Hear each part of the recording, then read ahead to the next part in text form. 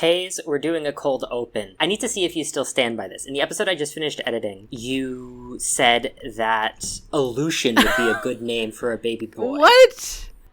Aleutian? As in the Aleutian chain, the Alaska Smile of islands. Okay.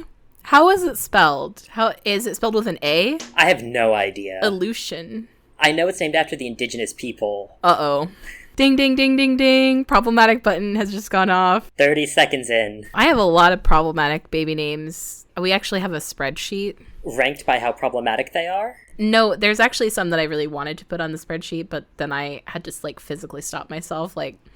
Don't laugh. Okay, you know what? You're gonna laugh. Why am I telling you not to laugh? This is a comedy podcast. One that I really wanted to put on there, but I had to stop myself, was Keanu, as in Keanu Reeves. Independent of the cultural situation, you can't name a kid Keanu. Some of these on here are interesting. We are doing a 3-parent situation, so we have a lot of differing ideas. Here's one that Eve suggested. Wolfgang. Middle name? Could kind of rip. You're crazy. I'm gonna have to veto that one. I'm a big fan of middle name Wolfgang. It's a combination of 2 words. Keanu, Wolfgang, your last name? What a name. Yeah. And we might even hyphenate, so that's going to be even crazier. Just kidding. We're not going to hyphenate. The 2 last names are not going to go together. Well, I guess it would be 3 last names. No. I think it's just going to be my last name. And then if people want to have the same last name as our kid, they can change their last name to what mine is. We're not hyphenating 3 last names. Yeah. I'm not even hyphenating 2 last names. That's insane. Some of the crazier ones. Someone put down Florence as a gender neutral name, and I don't think that is a gender neutral name. Do you think it's a man's name or a woman's name? Well, I know that it's a woman's name. That's what Flo is short for. It's Florence. I could see it as gender neutral. It has good energy to be a boy's name. I don't hate it. That's not even the worst one that's on here. You're being coy with the worst one that's on here. You led with Wolfgang, and you're expecting me to be outraged about Florence as a boy's name? True. Okay, I think one of the worst ones on here is Halcyon. Is that from something? No, I don't know. I don't even know where it's from. Maybe conservatives are right and gay people shouldn't have children. Honestly, I'm starting to think they might be right. Another one on here that I don't think this is as bad, but another one on here that I personally don't love is Tamsin, Tamsyn. I don't like anything ending in YN. See, Tamsin is the first name of one of my favorite authors. So where do you think it came from? That's why I'm like, You can't. That's what I'm saying. I know where you got this, girl. It's just I can see a direct line. Oh, isn't there another episode where I wanted to name my kid Ilya and you were like, you can't do that? I think that was an in-person real-life conversation we had. That was a real-life Chili's, combo. Applebee's, whatever. Oh, it was at Applebee's. Oh, yeah. So at Applebee's, we were discussing baby names. I was telling one of my future co-parents, what if we did Ilya? And she was like, it's just because of heated rivalry, so no. Also, none of us are Russian. We should, at this point, probably intro our podcast. Welcome to Good Sports Podcast. Oh, yes. Hi, everyone. Welcome to the podcast. This is Hayes. We're here. We're alive. We're surviving. We're scraping by. We're not live. We're pre-recorded. No, I didn't say we're live. I said we're alive. Don't argue with that. Oh, I see. We're alive as of now. Yeah, I mean, I'm doing a lot more than scraping by. I think I'm starting to be on the path to thriving. Oh, you're thriving? I wouldn't go that far, but I have made concrete steps towards thriving. Okay. What steps have you made? Have you made a friend, perchance? No. You're about to laugh at what my step is. My step is I ate lunch still by myself, but in the cafeteria where everyone else eats lunch. So you managed to eat a meal in the presence of other humans where they usually eat. What were you doing before? Eating in the bathroom stall? Eating in an empty classroom. Oh my god, this is so fucking sad, bro. What the hell? In the beginning, it was on purpose because I was so overwhelmed with the language. And I was like, if anyone talks to me at all for any reason in any language, I'm gonna freak out. You're gonna shit. You're gonna shit and then kill them. And then it just became what I was doing. So now I have successfully broken the routine. And so the next step, now that I figured out how the cafeteria works, I can ask someone to sit with them. Yippee, yoo-hoo, etc. Wow, you're right. I wouldn't go as far as to say that you're thriving. I've made steps towards thriving.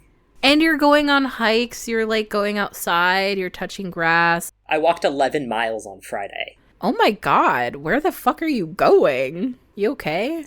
I took the bus to the neighboring town and I walked back. Wow, look at you. You're like gonna be ripped. You're gonna have like tree trunk thighs. In high school and early college, I was obsessed with Pokemon Go. Oh, I remember that era. This was a couple years after Pokemon Go's heyday. There were several weekends where I would walk 30 miles over the course of 3 days. And I want to get back to that. Who cares about my arms? They can snap right off. They can wither away and break off into dust in the wind. I don't give a shit about arms. It's all about the legs. You're going to be stacked, only legs. Speaking of not giving a shit about arms, when I was walking, I never had to turn around to go back. So I was walking the same direction the whole time. And I forgot my sunscreen at home. And I don't know how to best describe this for an audio podcast. I don't know how visible it still is. It's not that visible. But I got a crazy sunburn on one of my arms. Man, I wish that you could see how pixelated you are. I cannot see anything. I got a t-shirt tan where below the t-shirt line, I was fully lobster, but only on one arm. So masculine. Oh, God. Because that was the arm facing the sun. Sure was. Yeah, okay. You have like a trucker tan. That's called a trucker tan. We already have a word for that. My arms are now 2 different levels of tan, like pretty drastically. That's awesome. I'm so happy for you. It's really going to be great to like get people to approach you and see you as normal. It's like half your body is tanned/burned and the other side is just like pale as a sheet of paper. Still sweater season if you're not moving. Okay. So I'm covered for a little bit. Yeah. So next time, instead of taking the bus out, I have to take the bus back. So I burn the other side that time. Oh my god, your life is so simultaneously boring and weird. I don't know how you stand it. I really don't know how you stand it. I think simultaneously boring and weird should have been my, like, yearbook quote. Yeah.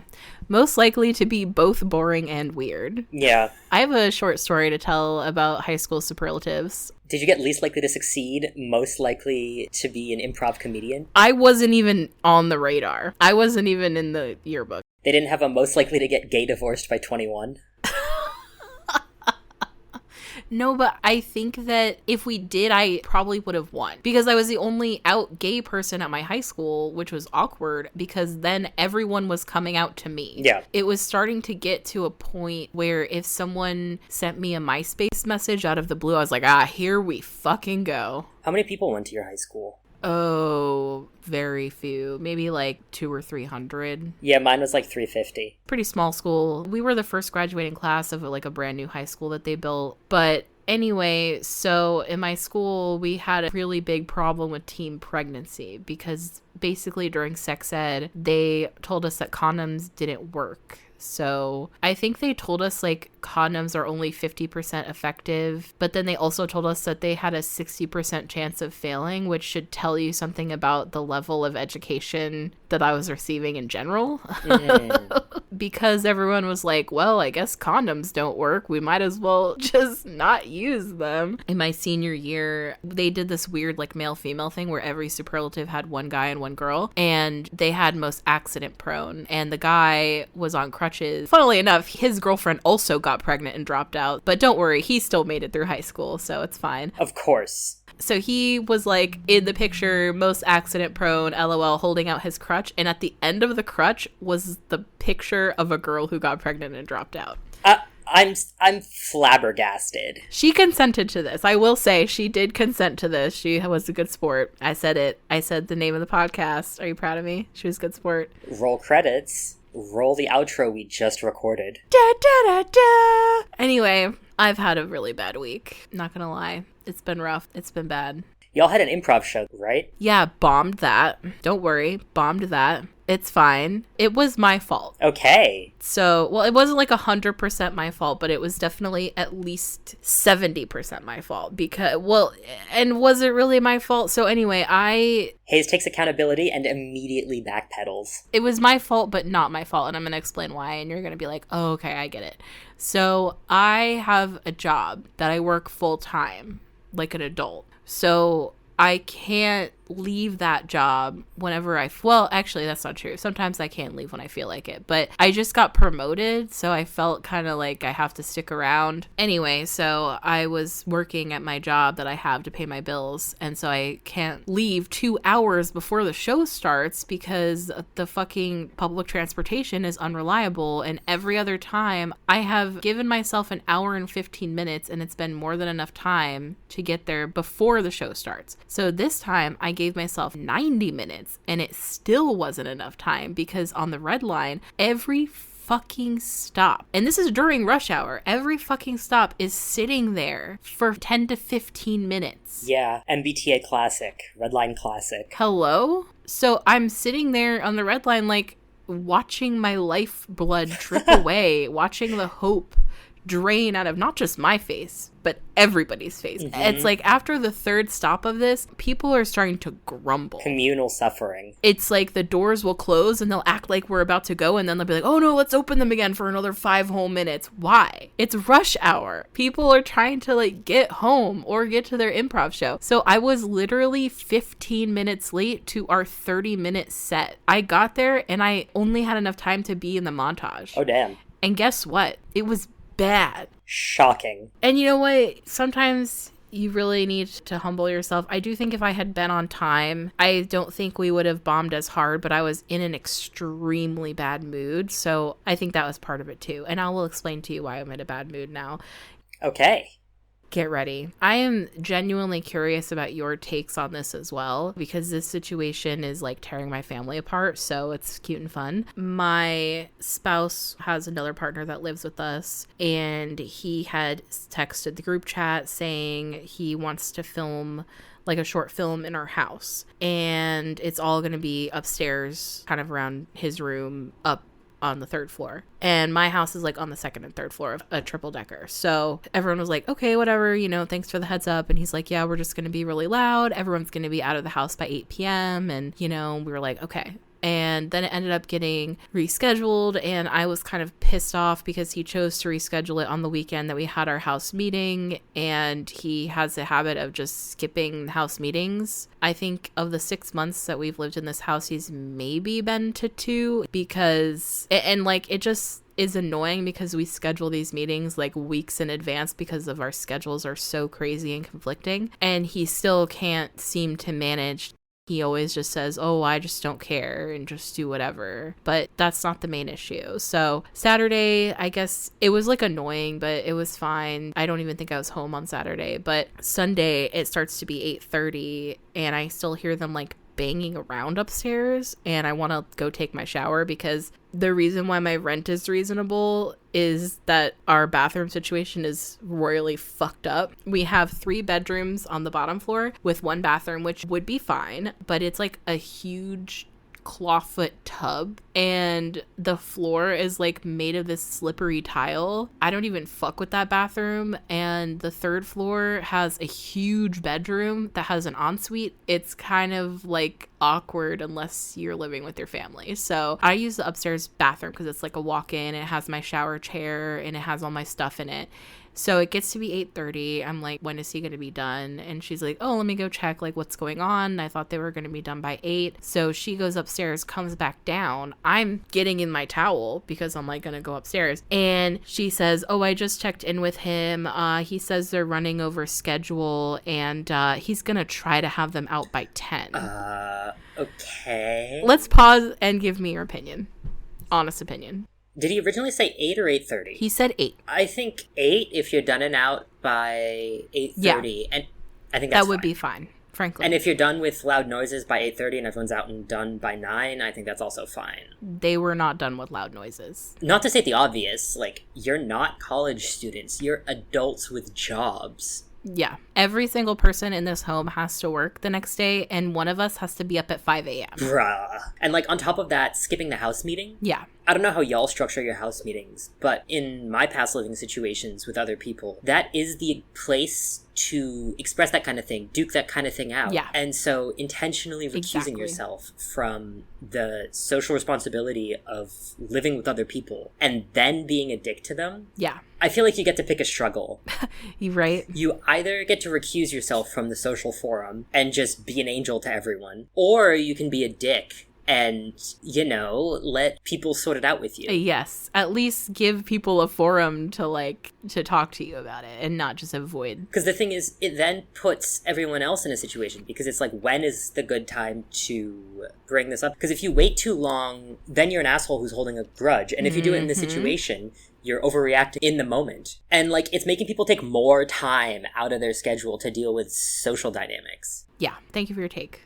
Pick something you're shitty at. You can't be shitty at everything. We can cut this, but is this the guy who keeps misgendering you? Yep. Oh, I'll get to that. Oh, you know what? Keep it in. I don't give a shit. This person has no respect for me. So anyway, so I messaged and I was like, hey, I heard that your guests were going to stay till 10. That doesn't really work for me. I want to go up and take my shower and I really need some privacy. So can you please finish up what you're doing and ask them to leave now? And he basically starts barraging me with angry texts being like, well, I'm going to lose this much money and I need to finish because it's going to be such a pain for them to come back. And, I don't want to have them come back another weekend and that would just be so inconvenient for them. And can't you just change in the bathroom? And nobody cares if you shower up here. It's not a big deal. Also, something about me that I did try explaining is that when I take a shower, I'm belting. I'm over here Whitney Houston. I'm over here Lady Gaga. I'm over here Celine Dion. And frankly, I don't really know how you could possibly film anything with me singing 10 feet away. And I don't want strangers to see me in my towel. And frankly, I just shouldn't even have to explain it. So I message and I'm like, look, this is why I don't trust you. This is why we don't have mutual respect. And I'm really disappointed that you're ignoring my boundary. And this just really sucks, man. And he's like, but my film. And then I eventually am just like, I don't really care about your film over being able to shower in my own house. And I let him know I don't want him filming in the house in the future. I think you could accommodate him. And I think if this was his only thing, I think it might be a fine ask. Yeah, but he didn't ask. That's the problem. Because if he had said at 8 or even 8:30, hey, I'm sorry, y'all, we're running over time. I really need them to stay till 10 to get this done. Is there any way that you guys could accommodate that? I think it might have been a different story. I still don't know that I would have just been okay with that because I'm a very routine-oriented person. And frankly, I was starting to feel extremely uncomfortable with these people being here past a certain hour when I'm trying to shower and go to bed and wind down my day. Yeah. And they've been here all day. They were here starting at 8 a.m. both days. And I'm just this is really excessive. And also, I just want to add context here. This is not our first conflict. Ever since we have moved in with this guy, he has been unable to do chores in the house on a regular basis. No wonder he's skipping the house meetings. Every house meeting that he's attended, we've been asking him why he can't stick to his basic chores. There was an entire month where he was pawning his chores off on someone else and having them basically do triple the amount of chores. And I was like, this cannot continue. This is not fair. Because before we even started looking for a place together, we agreed to 3 things. We agreed to attend house meetings monthly. We all agreed to contribute to chores in the household. And we agreed to contribute to communal groceries together. Mm-hmm. This is going to come up later. So on Tuesday, the day of the improv show, I messaged a group chat and I'm like, hey, I know we just had a house meeting. It's going to be really hard for us all to meet together. I just wanted to share that I have some new boundaries I want to express about our guest policy because up until now, we haven't really had a guest policy. It's just been kind of don't be an asshole is the guest policy. And now that that's been violated, I felt like I needed to say something. So I basically messaged a group chat and I was like, hey guys, so I just wanted to express that in the future, if if I or anyone is uncomfortable with guests in the house and ask them to leave, that needs to be respected. And, you know, we need to discuss as a household what the consequence will be if it's not. And then my other boundary is that I just would like to know the names of people who are in our house, like the first name, because while his actors or whatever were here, there was a few times where he just sent them downstairs to use the bathroom downstairs and didn't give them any direction, and they were just kind of wandering around in my house, and I'm just like, I don't even know what to call these people. Yeah. I don't even know their name. Like, what if he walks away and something happened? I feel like it's pretty reasonable ask. Apparently it wasn't, because then he immediately starts saying, well, what if I don't feel comfortable sharing their names? And what if they don't feel comfortable sharing their names? And I'm not giving you names of people that are coming over. That's policing the guests that are entering the house. And this is very controlling. And I was like, I'm sorry if you have guests that can't give their first name. I actually don't want them here.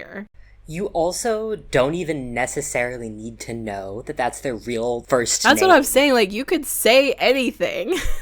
You just need to have a way to refer to them. And he's like, well, don't worry, I won't be having guests anyway. And I'm like, fine, that's your choice. All I ask is that I just know who's at my house. But apparently he was calling me controlling and say that I was policing him. And then he says, I won't be contributing to groceries anymore because I need to save up money for my career. And also to let you guys know, I'm stepping back from my household chores and I won't be doing them anymore.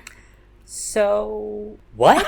I'm like, oh, I'm sorry. Was that an option? Up until now, this has just been between him and I in our group chat. And this is when other people step in. So I was like, oh, okay. Who do you suggest does your chores then? So he's stepping back from household chores, so he's going to be paying more rent, yeah? No, of course not. And he says, oh, well, and then names everyone in the house. Oh, except for because she does enough, which is so ironic because that's the person he pawned all his chores off onto in January. But all of a sudden, oh no, now she does enough. Because at this point, the only person on his side is his girlfriend. And he knows that, and he's playing that hard. How many of you are there? There's you, this guy, and someone else? And there's two other people. My ex, and then our, like, long-term friend that we live with. So our friend that we live with is like, look, I'll do it, but I'm pissed. And I will say this person is not confrontational. So for them to say that they were upset is like crazy. And they were like, I'll do it so that we're not living in filth, but I'm not happy about it. And this is not okay. And then steps in, his girlfriend, and is like, everyone stop being so reactive. We all need to calm down. Then he responds and says, yeah, everyone's blowing this out of proportion. Let's all calm down. And I'm like, what? Simply what? Wait until you hear this, you're gonna fucking love this part. So then he says, well, the reason I can't sweep the floor is because I have anxiety. And I said, what? And he said, well, I feel too anxious to enter the living room or the kitchen, so that's why I can't do my chore. I don't know how he's getting water or using the fridge or the stove, the microwave, like how he could possibly go through life. I know what this is about. He's trying to seem like the victim.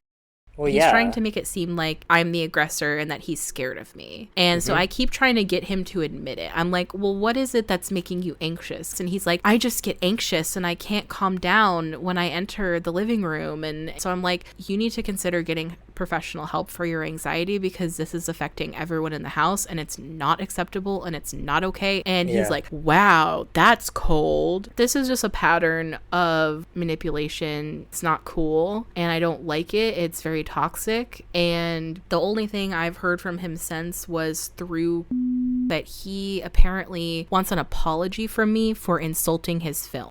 What? I don't know. I didn't insult his film. I don't even care enough about it to insult it. Can I ask a question that may or may not be petty, depending on what the answer is? No, go for it. When he says he's saving up for his career, is he saving up to do more films? I would also love to know that. This is bringing up a lot for me. I don't know if you've ever experienced this of having friends who are women. Let's be real. I have had friends who are women. Well, let me finish. And still continue to have friends who are women. Let me finish. You have friends who are generally women who are dating men who are shitty and treat you like shit. I tend not to have those, actually. I know for a fact you've had that before. And then instead of, wow, why are you treating my friend or my other partner or my roommate or what have you like shit, the response is, oh, he didn't mean it. He's just going through stuff right now. He's just really a sweetheart. It's like, oh, no, honey. He's just a sweetheart to you. Everyone else around you, he treats like shit. Well, not just only to you, only for now and only right now. Because like you said, he was making her do all those chores earlier. And she got pissed at me for confronting him about it and saying, oh, well, you don't need to defend me because this is something I offered to do. And I'm like, you need to have more self-respect. I'm sorry, but you need to hold him to account. He's almost 40 years old. He can sweep and mop the floor. Sorry, I thought he was like late 20s, early 30s. You're telling me he's late 30s? No, he's the oldest person in the house and he's the least likely to do shit. Not to add on to that, but there's been multiple times of it's never when she's around, which is just so interesting to me how it's never when she's around. Him misgendering me and him snapping at me when I'm trying to help him. Never when she's around though. Another thing he's been doing when she's not around is slamming the doors. So at midnight the other night, she wasn't home. He wakes me up from a dead sleep by slamming the front door as hard as he can. It shakes the house. Then he stomps up the stairs and then goes up and slams his door. And do you want to know what I did in retaliation? Sure. You're free to judge me. This is really stupid and petty. I mean, I think that escalating conflict with people you live with is basically always a bad idea. Listen to what I did. Every time he slams the door, I block a new device from our Wi-Fi. Does he know? No, I mean, if he does, he hasn't said anything to me. And you know that it's his devices you're blocking? Because every time he comes in the house, I get like an alert on my phone that's like, Apple Watch has connected to the Wi-Fi. I don't know why it does that. He was the only one who entered the house at midnight. So I was like, oh, Apple Watch that has entered my Wi-Fi network.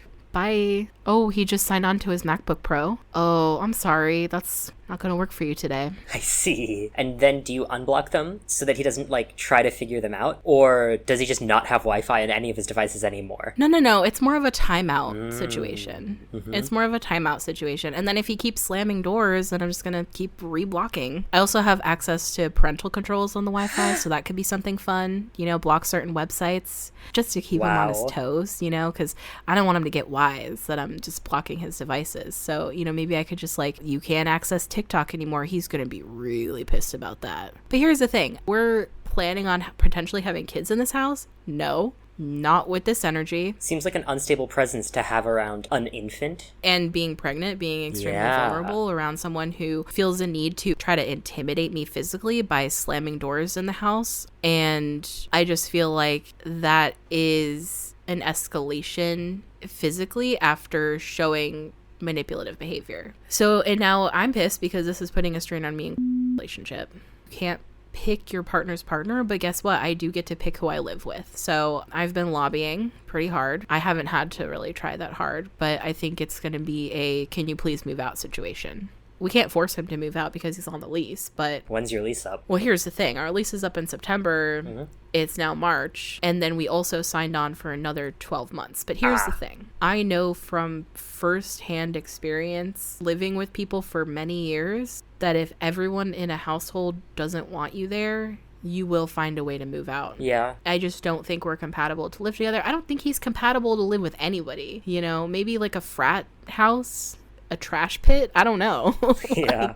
He wants the housewife life of like having an unpaid domestic servant, basically. Yeah. And because he can't get that through the traditional means of, you know, wife, he's making his 4 housemates fill that role for him. Yeah. His 4 housemates who I know your ex is, but is the other person who lives with you like a woman? They are an AFAB non-binary person. So according to him, yeah. Yeah, from 4 people who he views as women to fill that role for him. 4 people who he views as women who can cater to him. We should all be putting our needs aside to support his art. Meanwhile, he doesn't know the first thing about any of my art projects. I was gonna say, is he an avid podcast listener? Friend of the pod? This shithead? Is he one of our 33 listens? He's not an ally, so no. Only allies listen to Good Sports Podcasts, and he's not an ally. If you ever do something homophobic or transphobic and you want to clear your name, just listen to the Good Sports podcast. Yeah, it's kind of like in the Catholic Church when you go to the priest and you're like, forgive my sins, bro. That's what you're doing by listening to our podcast. Instead of forgive me, Father, for I have sinned, it's forgive me, Em and Hayes. I think I fucked up. Yes, yeah. And we want to hear about it. You know what? Yeah, actually, go to tumblr.com/ wait, no. Go to goodsportspodcast.tumblr.com. It's linked in the episode Send description. us an ask, please. You know what? Actually, I would love to hear about your nightmare roommate stories. I know that you have them. I know there's other brokies out there who have 10 roommates and, you know, who had to live with, you know, the nightmare roommate.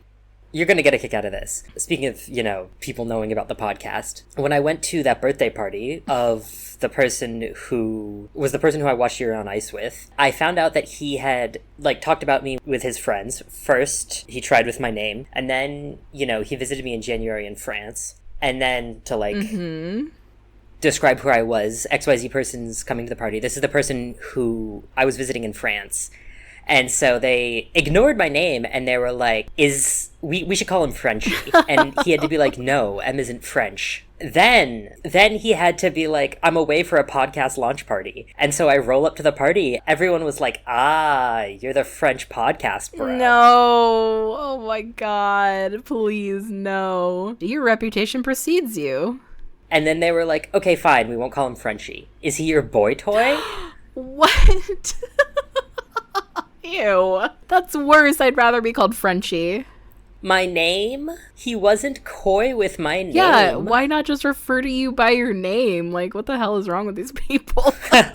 I find it annoying. This is like me getting on my soapbox again, but I'm like, do we have to define every relationship to everyone all the time? Can't it just be this is blank? You know, this is M, a person that I know? You don't need to know all the details of our relationship. I think part of it is he wanted to talk about the details with the relationship with his friends. It's just he and I, the details are so we haven't. Can I share about my crush? Yes. So I have a crush on someone who is in a monogamous marriage. Every detail. Monogamous. Okay, bad start. Married. Okay, worse. I'm confused because, we already knew that. I feel like we just met each other our first date, which wasn't a date. I feel like you don't get to call it that. I feel like you shouldn't be calling it that. I feel like you had to be there. I'm so glad I was. It was extremely intimate. We immediately started flirting, and I know what your face is doing, but I have been around the world, okay, and I understand what flirting is. Yes. And it was flirting. There's no way this ends well. No. And I just want to make it clear, I'm not making a move on someone who is in a monogamous marriage. Yes, but even having a crush on them can just start sucking at a certain point, and that point may have already happened. So then we hung out one-on-one. There was a lot of arm brushing. It was interesting. We talked for hours, and it was romantic, and it was snowing. So that's interesting. I just want to make it clear that I'm not making a move on anyone who's monogamous, but I'm also not cutting contact with them, which maybe I should do, because I feel like we have a very electric connection that is like... Maybe you should just be like, we need a chaperone. Like it's the 1800s. Like, who would the chaperone be? Like, mutual friend? We have many mutual friends. This is just very much in my pattern to fall for someone immediately and have a crush on them who is extremely unavailable. Speaking of your past advised or ill-advised entanglements, let me read you some texts I got from Will about the Italy episode. Oh my god, yes. Listening to your podcast and, 4 question marks. What the fuck on Hayes prof hookup? Jesus. Also, what the fuck on that program? Jesus Christ. 30 minutes later. You didn't even link his OnlyFans in the show notes. / That's because there is no OnlyFans. So to that I said, it's because he never made one, lol. And then Will responded, key smash. It sounded like he's already gone and done it. I said, it sure does, doesn't it? And he goes, I googled Hayes T-Boy OnlyFans like a fool. I'm so sorry that I Clickbaited Will. That's hilarious. I did listen back and it does sound like it's a done deal. So we have at least one disappointed listener. It was a joke. You literally were like, this podcast is sponsored by my OnlyFans, which exists. You were also talking about it so seriously at other points in the episode. At the time, I had full intentions. I need to get my A-team together. And as you found out in the next episode, I unfortunately got blocked by one of my A-team. I lost steam after that. Like, I got rejected, and it's fine. Yeah, that's fair. Sorry, we don't have to be on this tangent anymore. I just wanted to share. I feel like there's more to dissect with this. There's no universe where this ends well. I also think that you think I'm going to do something, and I'm not. No, I don't think so. Then how could it end badly? I don't understand what could go wrong. I mean, even if you don't do anything, it can still end badly. I mean, like, at a certain point, you might just start to feel bad about it and feel like it's not fun anymore. And that can recolor your opinion of the whole, like, flirtationship and friendship. Yeah, I mean, I guess that kind of brings up, when does it cross over from fun and flirty and thriving to now my heart is sick? Yeah. You know, I don't want to get to that point. It does give me an element of guilt to be like, should we be hanging out alone when there is a sexual tension and you have made a commitment of monogamy to your partner? On one hand, I might say, well, I didn't make an agreement with your partner who I don't know. But on the other hand, it's like, well, I don't want to even have that be an option. I don't feel like anything's going to happen. I would like to think that I could just be platonic friends with this person and benefit from having a really genuine and funny and smart person in my life. I don't know. I just feel like I don't want to give up on a friendship where we can immediately, the first time we really hang out, have extremely deep conversations. And on the other hand, you're right. It's like, is this really going to end well? I also think that there's a certain degree of, like, for me at least, I wouldn't want to be around someone who is interested in me, but isn't in the circumstances to be able to do something about it, or express it, or us to really be able to get onto the same page. But also, like, you don't have to take any action now, so...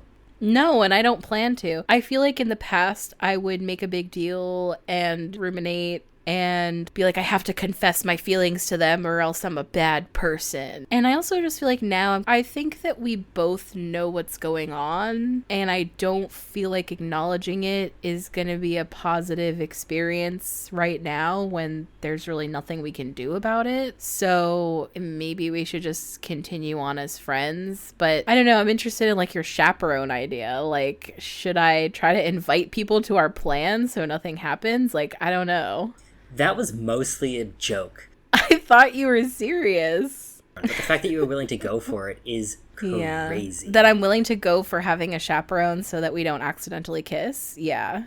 I will also say that, from my experience, you don't have to confess everything immediately. But unless you're careful, it can get in your head. Yeah, exactly. And I don't think that is conducive, especially when you're building a friendship, to kind of put that pressure on it of, well, we have to acknowledge everything and have everything out in the open and we have to confront everything. Mm-hmm. And I think I struggle with that because I used to be that person where I need to know where I stand at all times, you know what I mean, type of vibe. And now I've kind of evolved to a point where I don't really feel like I need to know where I stand at all times, and I can just accept it for what it is right now, and I don't need to try to advance things or define a relationship in a certain way or to see exactly how this other person feels about me. As long as there's a big difference between someone who's, like, on the periphery anymore. And someone who's, like, one of your main people. Yes, this is someone where if we ever did have a relationship, it would be maybe we see each other once every 2 weeks. Yeah. It would almost be like a long distance relationship where we, like, mostly text and, like, see each other occasionally because we're both extremely busy. I have other partners that are my priority, and that's not going to change. And it seems like they have a partner and family that's their priority, and that's not going to change, and that's fine. And also, I think there is something that I enjoy about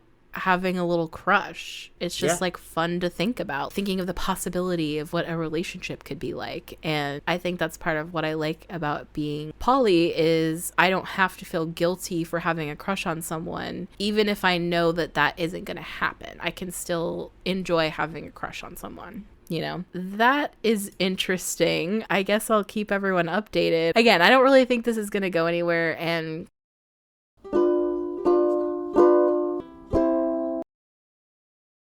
Hey y'all, Editing M here. For some reason, we just didn't record an outro for this episode, so I wanted to hop on and give our usual shout out to the Boston Public Library. I wanted to give a particular shout out to TNLR, the network LaRed. If you're in Massachusetts, I think it's just Massachusetts, but if you're in Massachusetts, they're a domestic abuse and domestic violence focused organization, like focused on helping people, not focused on committing it. Survivor led, and specifically for LGBT people and potentially when there's kink involved, because I don't know how many of you all know this, but in those sort of more complicated power dynamics, kink dynamics, a lot of more conventional help organizations and crisis lines, for example, are just not equipped to help in those scenarios. People who've experienced abuse or violence in those scenarios, abuse is still possible, obviously, and those people who experience it often do find themselves excluded from normal, quote-unquote, abuse help groups. So if you're interested, they have a crisis hotline they want volunteers for. They also do events. They have a whole bunch of stuff, so I would recommend checking them out. If you think they can help you, then let them.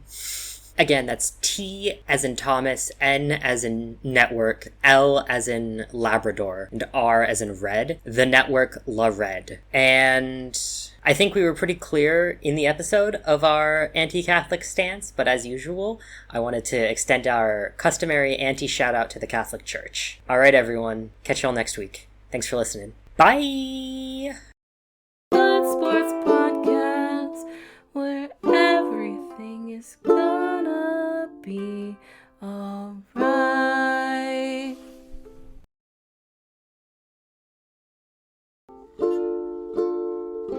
Thank you for listening to Good Sports Podcast. I've been Hayes. And I've been M, and this has continued to not be a sports podcast. Remember to follow us on Tumblr at goodsportspodcast.tumblr.com. Our asks are open, so drop your opinions and you may be featured on a future episode.